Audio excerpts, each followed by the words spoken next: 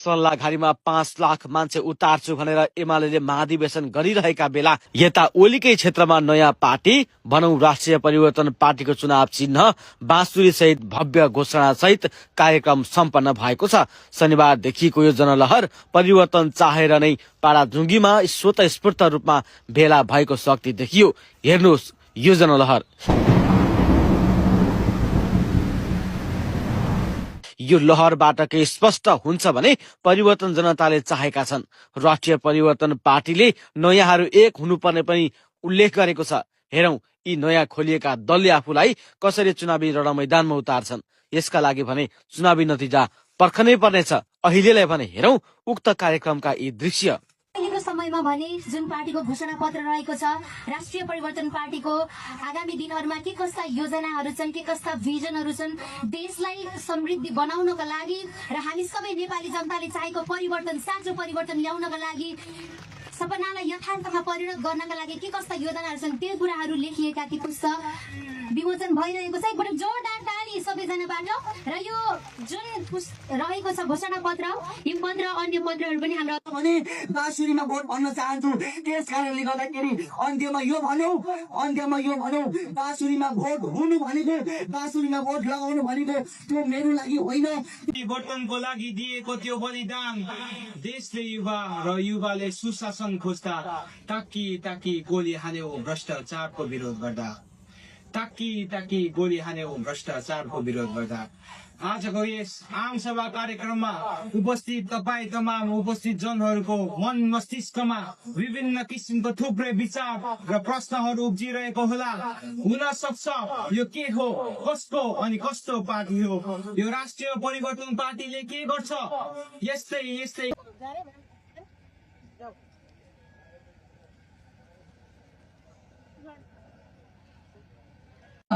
हिमाल पहाड तराई छैन नेपालमा कोही पराई, एक भएर दियो जल्छ।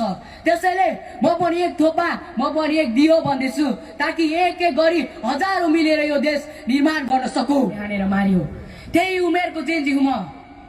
यहाँ उपस्थित आमा बाबा दाजुभाइ तथा दिदीबहिनीहरू साथै जेन्जी मित्रहरू, म जेन्जी अञ्जयको तर्फबाट नमस्कार। आज म यो ठाउँमा आएर बोलिरहेको छु, तर मेरो कुनै इच्छा थिएन। यहाँ बोले मेरो कुनै इच्छा थिएन, चाहना थिएन, तर देशको विषम परिस्थितिले मलाई यहाँ आएर बोल्ने बाध्य बनायो मलाई यहाँ आएर बोल्नु। त्यसैले आज म यो ठाउँमा आएर उभिएर बोलिरहेको छु केवल परिवर्तनको लागि। भन्लान् यो बच्चाले यहाँ आएर बोल्दैमा के परिवर्तन आउँछ त? हो, म बच्चाले यहाँ आएर बोल्दैन, पक्कै पनि परिवर्तन आउँदैन। तर जसरी थोपा मिलेर सागर बन्छ, एक दियोले लाखौं दियो जल्छ। त्यसैले म पनि एक थोपा, म पनि एक दियो भन्दैछु, ताकि एक गरी हजारौं मिलेर यो देश निर्माण गर्न सकौं। हिजोको दिन भएको आन्दोलनमा कैयौंको अङ्गभङ्ग भयो। एकजना विद्यार्थीले विद्यालय पोसाकमै ज्यानको आहुति दिनु पर्यो, तर पनि के अझै परिवर्तन आएको छ? त्यसैले सरकारलाई के भन्छु भने मैले बोलेको यो आवाज मेरो आवाज मात्र होइन, यो आवाज घाइतेको आवाज पनि हो, यो आवाज शहीदको आवाज पनि हो। त्यसैले यो आवाजले दबाउने कोसिस नगरियोस्। म खबरदार गर्छु, जेनजीको भावनामाथि खेलवाड नगरियोस्, जेनजीको भावनामाथि खेलवाड नगरियोस्। आज समय आएको छ एक भएर अघि बढ्ने, तर आज जेनजी बीच झुन्ड भएर जेनजीले जेनजीकै सपना आज टुक्राइरहेको छ। किन फुटेर होइन जुटेर हिँड्ने बेलामा किन जेनजी झुन्ड भएर जेनजीले जेनजीकै भावनामाथि खेलवाड गरिरहेको छ? त्यसैले हिजोको दिनमा जसरी एक भएर अघि बढेको थियो, आज पनि त्यसरी एक भएर अघि बढ्ने समय आएको छ र देश निर्माण गर्ने समय आएको छ। हजुरहरूलाई लाग्न सक्छ यो सानो बच्चालाई कसले नियन्त्रण गरिरहेछ, यसलाई कसैले प्रयोग गरिरहेछ, पक्कै पनि आफै त उभिएको होइन, यो कसैले यसलाई रटाइरहेछ। हो, मलाई यहाँ कसैले उभाइरहेछ, मलाई दमन गरेर यहाँ कसैले उभाइरहेको छ। त्यो देशको माया, देशको मायाले मलाई यति पिरोल्यो कि यहाँ आएर म बोल्नु बाहेक अरू मैले कुनै औचित्य देखिनँ। मैले यहाँ आएर बोल्नु बाहेक अरू कुनै मेरो बाटो देखिनँ। त्यसैले म यो ठाउँमा आएर बोल्ने बाध्य भइरहेको छु केवल देशको मायाको लागि।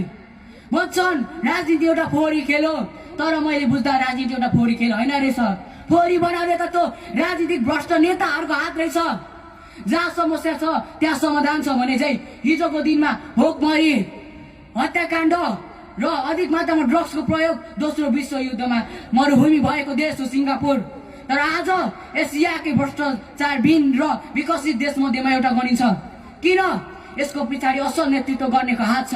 उनी हुन् ली कुआन यू, जसले दोस्रो विश्वयुद्धमा झण्डै बर्बाद भएको देशलाई करिब 25 वर्षमै पूर्ण रूपमा एसियाकै विकसित देशमध्येमा एउटा बनाइदिए। तर जसरी इतिहासमा सिङ्गापुरको हालत भयो त्यस्तो त नेपालको भएको छैन नि। तर पनि नेपाल किन अघि बढ्न सकेको छैन, नेपाल किन विकास हुन सकेको छैन भन्दा भ्रष्टाचार, त्यो भ्रष्टाचारी नेताले गर्दा हो। हामीलाई थाहा छ भ्रष्टाचार र भ्रष्टाचारी नेताले हाम्रो देश लुटेर देश बेचेर खाएको छ। तर पनि हामी केही रकम र मासु भातको लोभमा त्यही भ्रष्टाचार र भ्रष्टाचारी नेतालाई भोट दिन्छौँ। म अवगत गराउँछु कि यदि फेरि हामीले यस्तो गल्ती दोहोऱ्याएमा यसको असर हामीलाई मात्र होइन, हामी आउने भावी पुस्ता र यो देशलाई पनि पर्नेछ। त्यसैले यो देशकै खातिर भए पनि हामी अघि बढ्नै पर्छ। मलाई यो बच्चाले राजनीतिको बारेमा के बुझेको छ र? यसको उमेर हैसियत छैन बोल्ने हो। भले मैले मेरो उमेर हैसियत छैन होला बोल्ने, भले मैले राजनीतिको बारेमा बुझेको छुइनँ होला, तर यदि त्यो भ्रष्टहरूको मुटुमा र मेरो हृदयमा देशप्रति कसको बढी माया छ भनेर जोग्ने नै हो भने मेरो मुटुमा देशप्रति बढी माया हुनुपर्नेछ। किनकि यो देशसँग मेरो भविष्य जोडेको छ। त्यसैले भविष्यको लागि गर्ने समयमा मैले गरिनँ भने, अहिले गरिनँ भने कसले गरिदिन्छ। त्यसैले म उदयपुरबाट आज झापा आएको छु केवल आफ्नो भविष्यलाई खोज्दै, केवल आफ्नो देशलाई बचाउनुको खातिर आज म उदयपुरबाट यहाँ झापा आएको छु। त्यसैले हरेक नेपालीले जिल्ला जिल्ला ठाउँ ठाउँबाट आज एक हुनुको लागि परिवर्तन, यो राष्ट्रिय परिवर्तन पार्टीलाई भोट हाल्नै पर्छ। यो देशमा परिवर्तन चाहनुहुन्छ भने, यो देशमा परिवर्तन चाहनुहुन्छ भने राष्ट्रिय परिवर्तन पार्टीलाई भोट हाल्नै पर्छ। ल आज म के भन्छु भने अन्ततः जब यो देश निर्माण गर्ने समयमा आउँछ तब जात धर्म र भाषाको कुरा गरिन्छ। के यो देश एउटा भाषाले मात्र बनेको हो? के यो देश एउटा धर्मले मात्र बनेको हो? के यो देश एउटा पुस्ताले मात्र बनेको हो? पक्कै पनि होइन। त्यो 23 र 24 गते भएको आन्दोलनमा जेनजी मात्र ढलेको थिएन। भले यो जेनजीले अभियान सुरु गरे तापनि देश जेनजीको मात्र होइन। त्यसैले सबैले आएर यो देश निर्माण गर्नुपर्छ। हिमाल पहाड तराई छैन नेपालमा कोही पराई, एक भएर परिवर्तन ल्याऊ, भ्रष्टाचारलाई मेटाए। धन्यवाद। जय नेपाल, जय परिवर्तन।